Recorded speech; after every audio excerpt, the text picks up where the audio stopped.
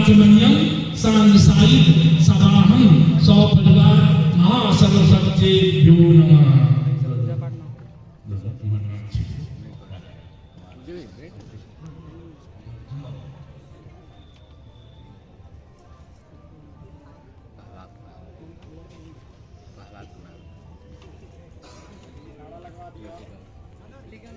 एक बार सरस्वती माता की, सरस्वती माता की, सरस्वती माता की, मां शारदे की, मां शारदे की, मां शारदे की, बीना पुस्तक धारी की, बीना पुस्तक धारी की, बीना पुस्तक धारी की, सरस्वती माता की, सरस्वती माता की। हर हर महादेव।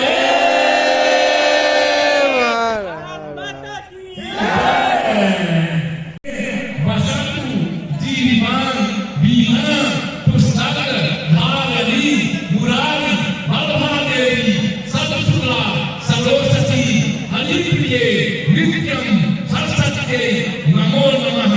ओम तृतीये पुष्पांजलि सांसारिक सभाहम सौपरिवार श्री सरस्वतीभ्यो नमः।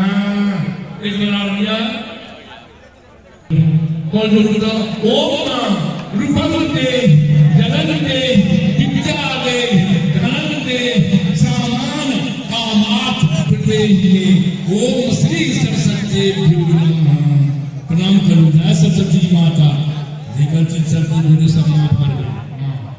माँ आदिशक्त माँ विंध्या नंद गोत्र गृहे जाता दशोदा नंद संभवा ततस्तव न